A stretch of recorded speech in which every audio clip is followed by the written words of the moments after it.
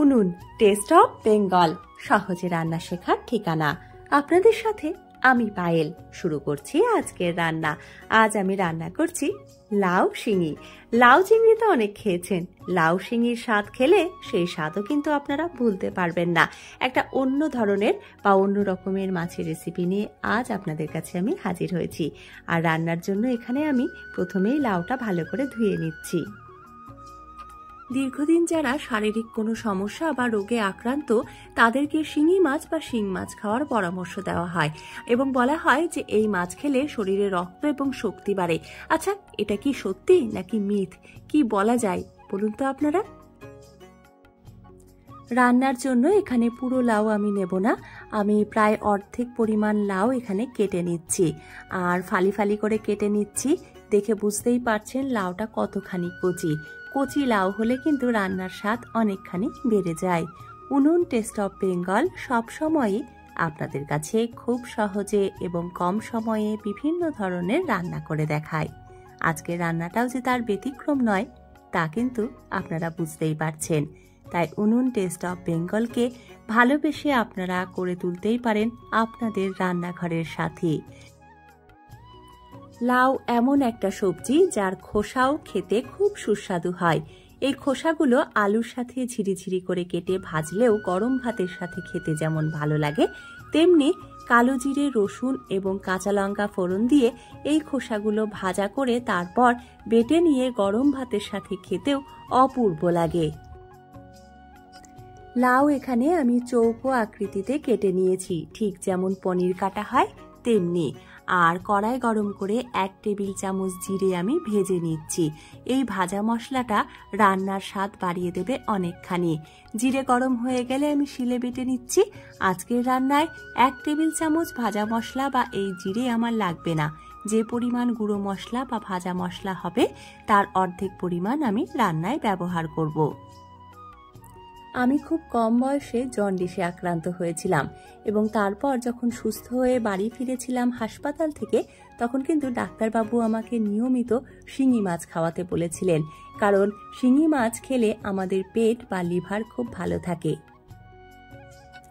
এছাড়াও বর্ষাকালে অনেক সময় জলের কারণে পেটের সমস্যায় আমাদের ভুগতে হয়, তা সেক্ষেত্রে শিঙি মাছ খেলে কিন্তু পেটের অসুখের সমস্যা অনেকখানি কমে যেতে পারে। এখানে আমি কড়াইতে তেল গরম করে মাছগুলো ভেজে নিচ্ছি। শিঙি মাছে নুন হলুদ মাখানোর সাথে সাথে আমি কয়েক ফোঁটা সর্ষের তেল দিয়ে দিয়েছিলাম, এতে করে মাছ ভাজার সময় তেল ছিটকায় না। আর তবুও আমি মাছটা ঢেকেই ভাজা করছি যাতে তেল কোনোভাবে না ছিটকে আসে। শিঙি মাছগুলো খুব কড়া করে আমি ভাজছি না, হালকা ভাজা হলেই তুলে নিলাম। এখানে 300 গ্রাম শিঙি মাছ আমি আজ নিয়েছি। একসাথে সব মাছ ভাজবো না, তাই দুভাগে আমি মাছগুলো ভেজে নিচ্ছি। শিঙি মাছে থাকা প্রোটিন আমাদের দেহের টিস্যু ও রক্তের হিমোগ্লোবিন তৈরিতে সাহায্য করে। এছাড়া শিঙি মাছে থাকা আয়রন আমাদের রক্ত শূন্যতাও প্রতিরোধে যথেষ্ট সাহায্য করে থাকে। মাছগুলো ভাজা হয়ে গেলে এবারে আমি অল্প একটু লবণ দিয়ে লাউ ভেজে নিচ্ছি। আর লাউ যখন হালকা হালকা ভাজা হয়ে আসবে তখন আমি ওই লাউয়ের মধ্যেই ফোড়নে দিয়ে দিলাম গোটা জিরে, আর তার সাথে দিয়ে দিতে পারেন তেজপাতা বা শুকনো লঙ্কা। এছাড়াও শিং মাছে বা শিঙি মাছে ভিটামিন এ এবং ডি থাকে, যা হাড়ের গঠন, দৃষ্টি ও ত্বকের উপর ইতিবাচক প্রভাব ফেলে। আমি এখানে দিয়ে দিচ্ছি চিড়ে রাখা কয়েকটা কাঁচা লঙ্কা, আর দিয়েছি পরিমাণ মতো লবণ এবং হলুদ।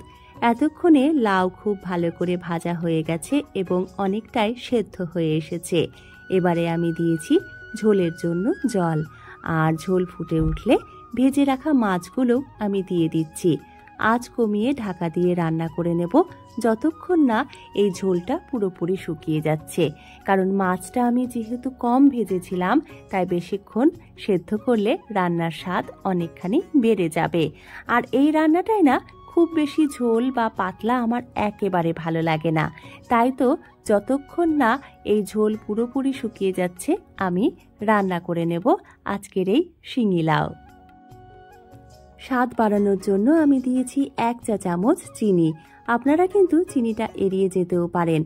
এতক্ষণে আমাদের রান্না হয়ে এসেছে, কারণ দেখে বুঝতেই পারছেন ঝোল কমে এসেছে এবং একটা আঠালো ভাব তৈরি হয়েছে। এবারে আমি গ্যাস বন্ধ করে দেব এবং দিয়ে দেব আমি গুঁড়ো মশলা বা ভাজা মশলা।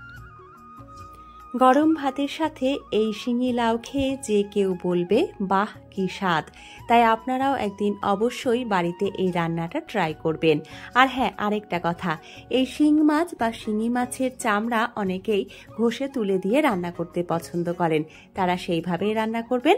আর আপনারা সুস্থ থাকবেন, ভালো থাকবেন, আনন্দে থাকবেন। আপনারা এতক্ষণ দেখছিলেন উনুন টেস্ট অফ বেঙ্গল। আজ এই পর্যন্তই, ধন্যবাদ।